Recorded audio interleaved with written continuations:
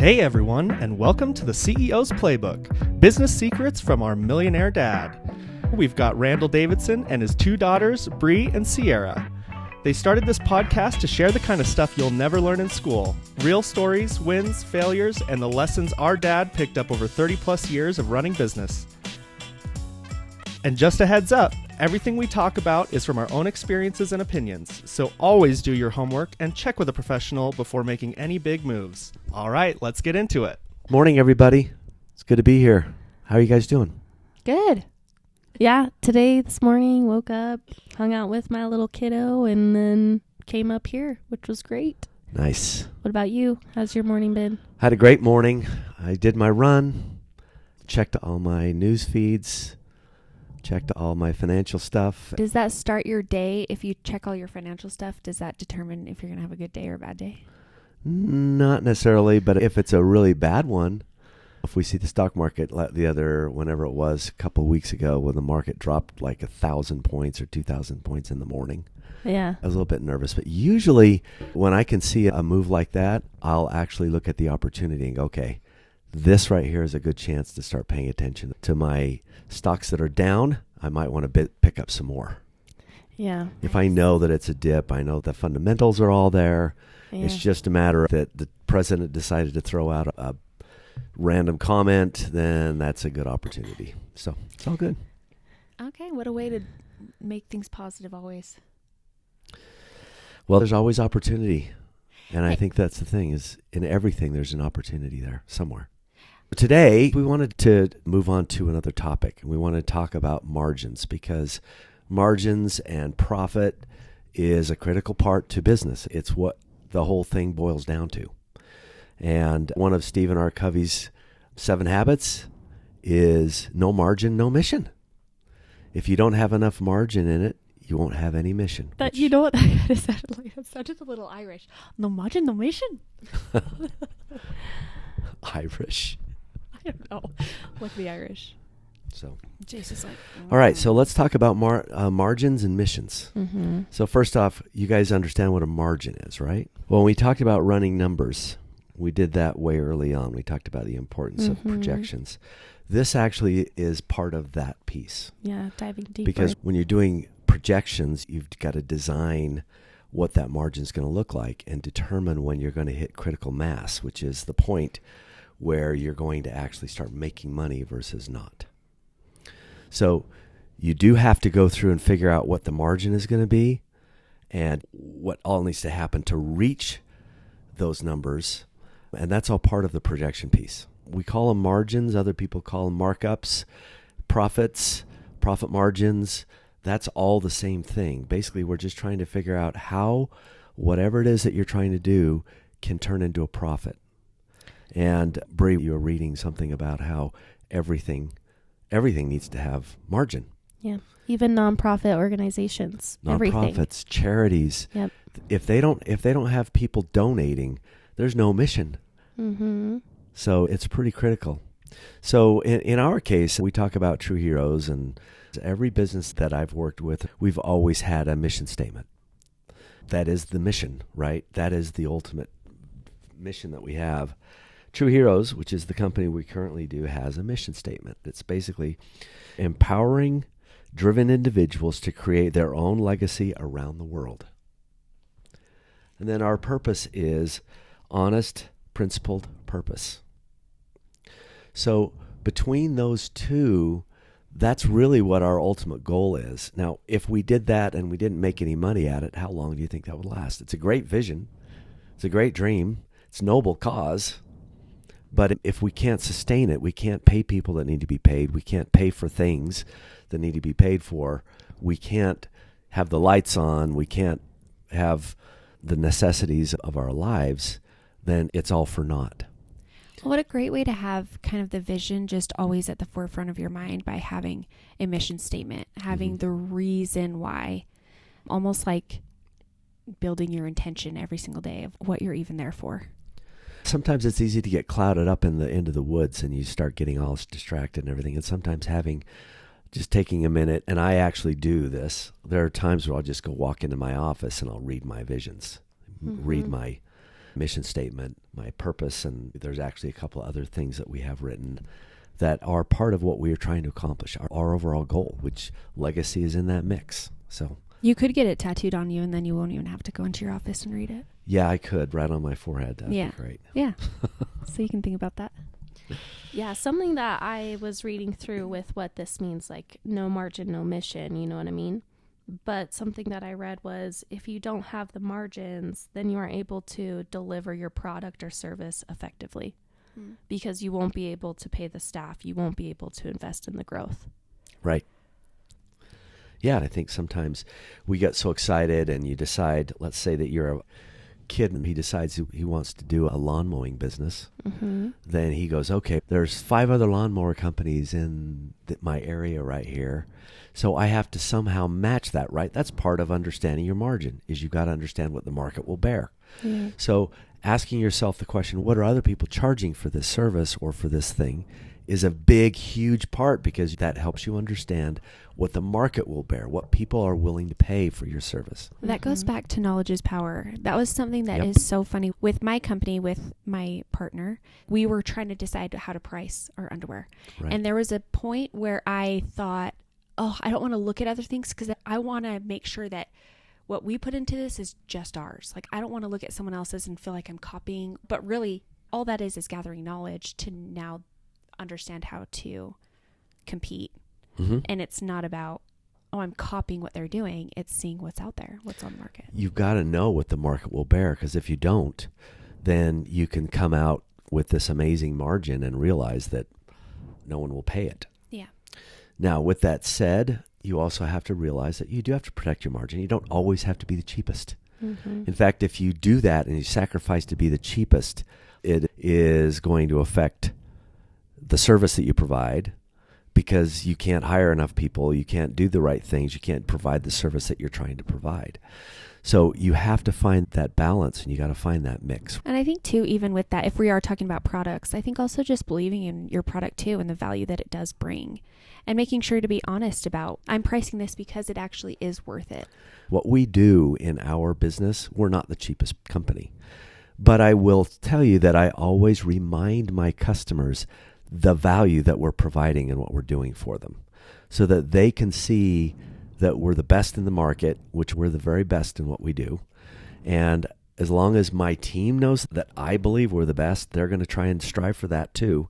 So the team's going to strive to be the best. We're going to remind our customers that we're the best. That's why you've seen in those invoices, we specifically put, we finance this amount of loans for you this month. Yeah.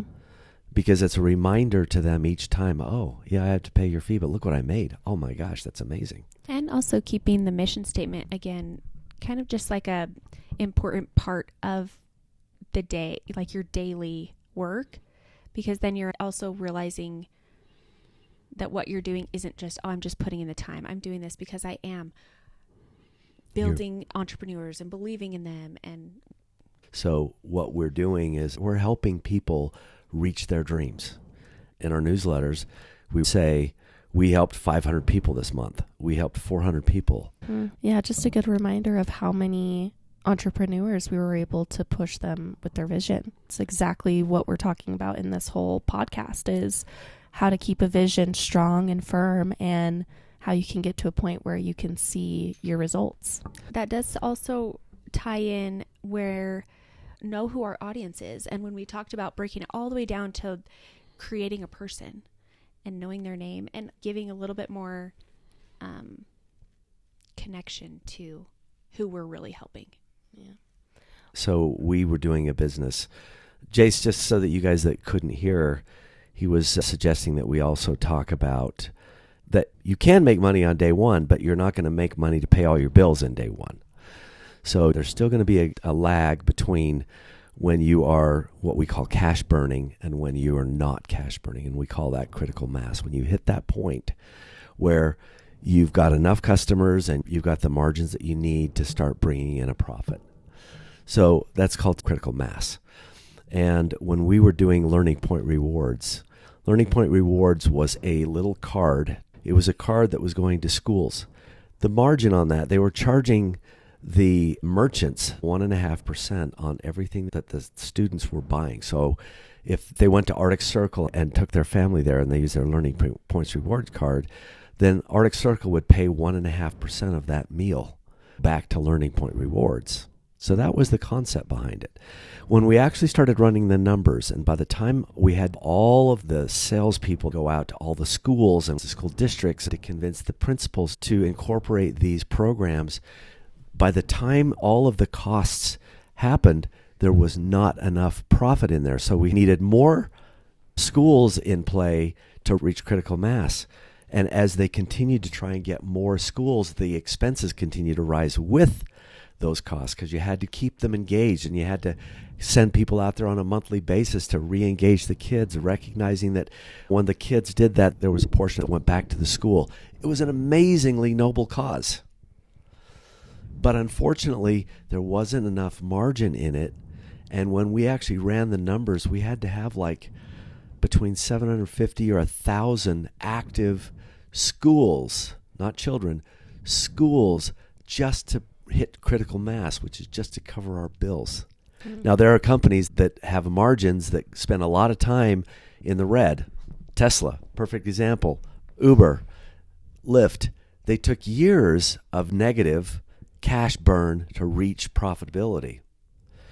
They knew their profit margin, they knew where they had to be, but in order to reach those, they had to have X amount of users. That's a whole different animal, because we're talking about big bucks there. What we're talking about today in our world is how can we individuals build businesses, reach profitability in a short amount of time, and then start to make money. You don't have to be the next unicorn, the next Uber to do well. So I do want to bring up too, we live now in a world with AI. So I do want you to explain how you were able to do your margins for the next 3 years on a project that you've been working on. What we're talking about specifically is we're talking about this latest one that we're working on right now. Yeah, we don't have to like get into the project, but I think it's just like a good step by step of like, so when you are looking into your margins as a business owner with AI, this is how you would want to look at it. I showed you guys my numbers after I put them together, right? We ran a 3-year projection, and we're still trying to figure out what that margin needs to be. Yeah. But we also need to understand what the market will bear, which is why we've put together 2 separate models as to how to structure the deal to where we can either make our money through a subscription model, or we can make it through a discount model where we're taking it from the loan proceeds at the beginning. And in both cases, we need to recognize what our customers are willing to pay. Yeah. So what we've done right now is I've ran 3 models, but we'll stay with the 2 models. If this is what the customer is willing to pay, this is what our end will be, and this is how many new customers we need to have if they produce this amount of money per month and they do it over this amount of time. If we do it with this margin, this is how much we'll make. If we do it at this margin, this is what we'll make, and carrying that across. And you can see when I ran those numbers, you'll notice there was a little note where I hit critical mass. Did you see where I wrote that down? Mm-hmm. That's the point where I recognized how long it's going to take for us to not make money, and our costs are going to be paying out before we can start to see it get to a point where it'll pay for all the expenses that we need to have to get it in place. Yeah. I feel like that's a good point also to have, is that you have 2 different examples. So also when you are running these numbers, to be fluid enough that you can see where your negotiation power is, or where the margin needs to be between a few numbers. It doesn't have to be like set, right, where you can't adjust if you need to. And the key thing there is that we want to know what we want to make. Yeah. And then we need to know what we have to make.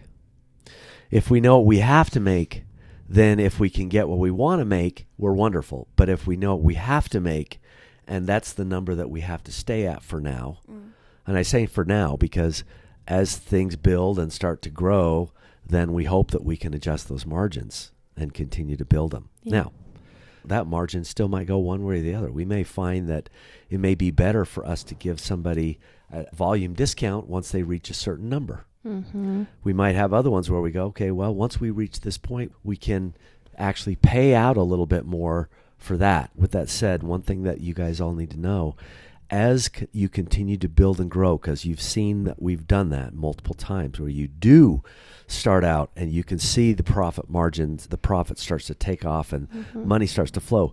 What you also need to realize is that the expenses go up with it. Mm-hmm. So if you increase your production by $10,000 and you have $10,000 or more income come in, but it cost you 3 additional people in work or 2 people and a bunch of inventory to get there, then your overhead also went up. So you've got to account for the fact that your overhead's going to go up when you increase volume. So when you were first initially starting to do the margins, I know you talked about using ChatGPT, which has been great. Oh, yeah. When you plugged that into ChatGPT just to have you start out with having your spreadsheet, right, what were some of the key things that you put in there so you can put that on the spreadsheet? AI is my friend. I use him a lot. He thanks me. I thank him. It probably costs more to thank people, but I don't care. Yeah. I like having it. And basically what I did was I ran through my entire scenario with it.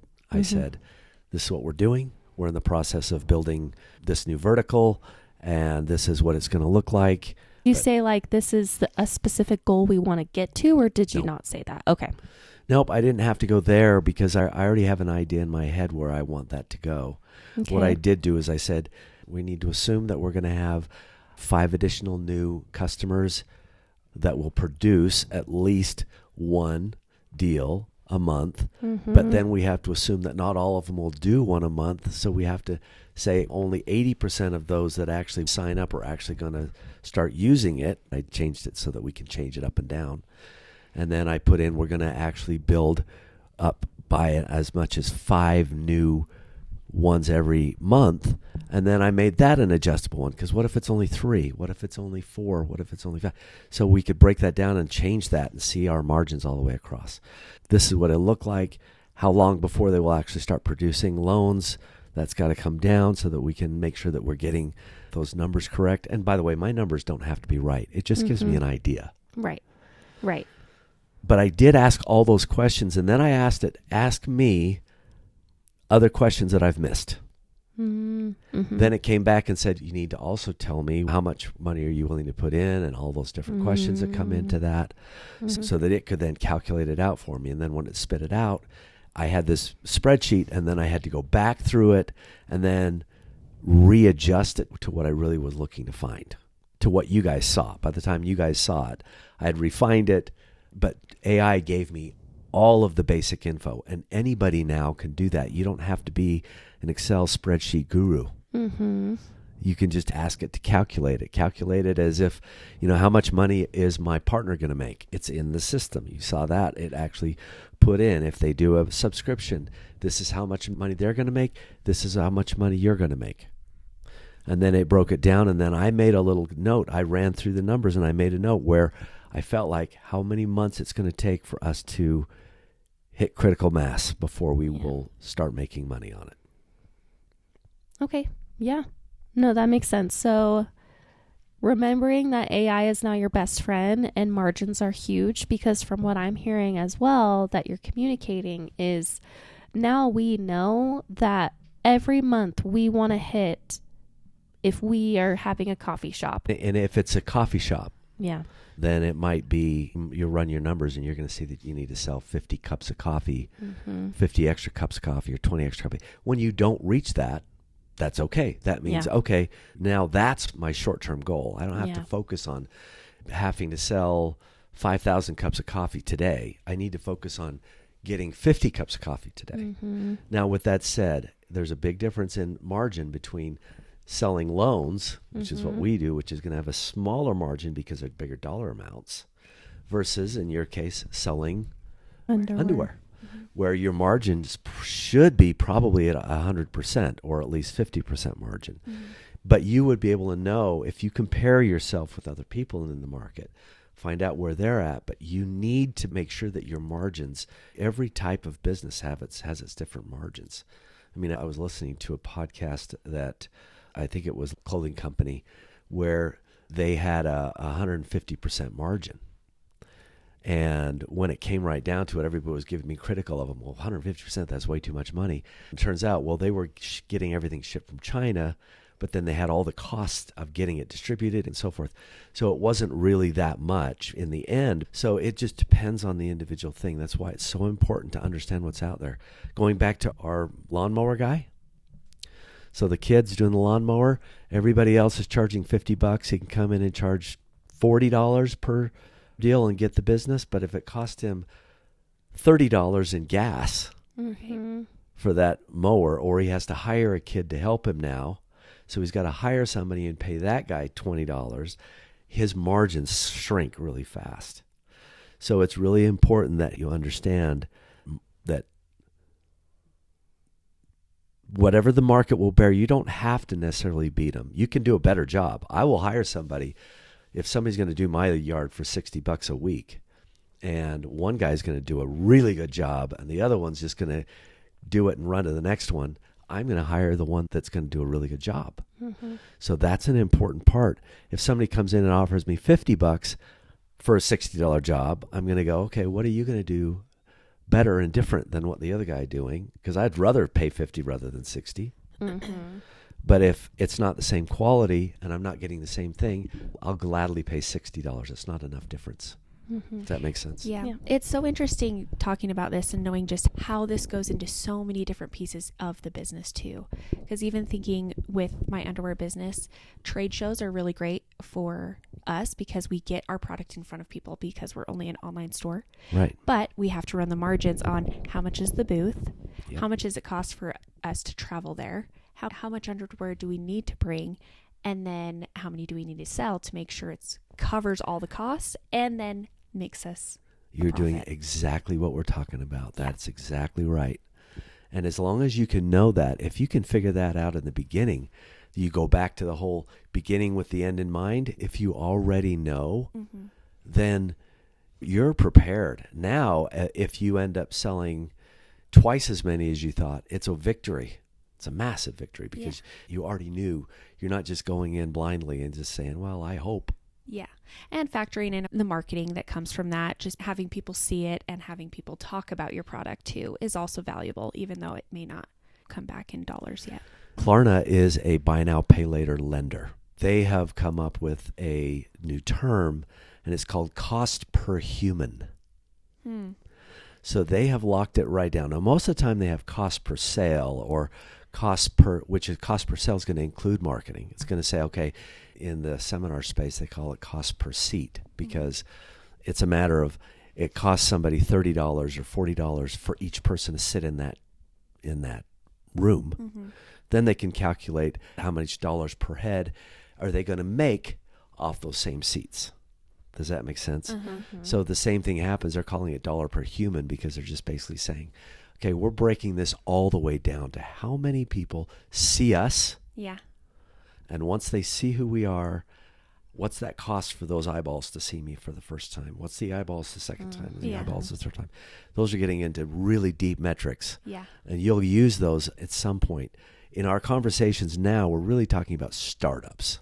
One thing I was just going to mention is that dollars per head still matters quite a bit, even for a small business. So like for my coffee shop, we would have a goal of, just like Randall was saying earlier, of we want to sell at least 10 cups an hour. That covers the cost of our employees, that covers the cost of the beans, everything like that.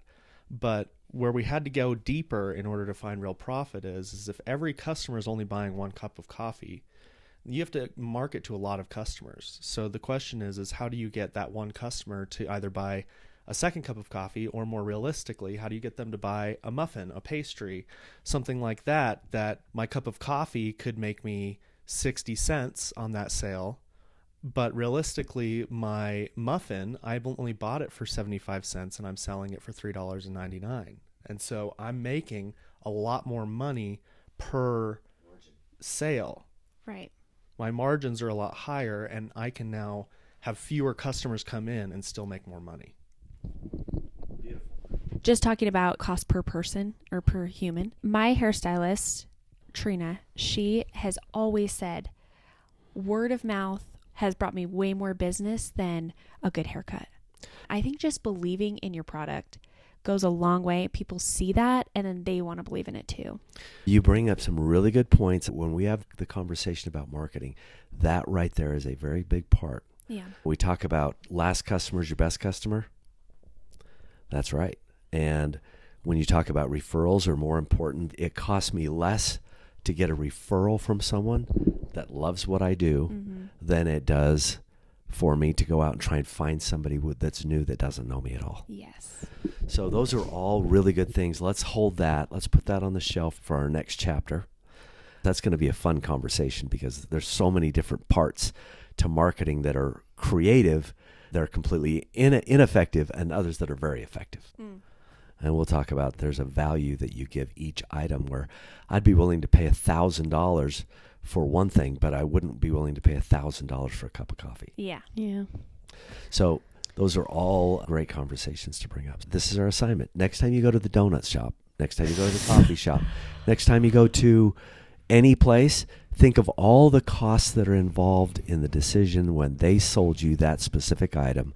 They have to cover all those expenses through their margin. When somebody goes out of business, it makes me really sad because I know they gave it their entire everything. Yeah.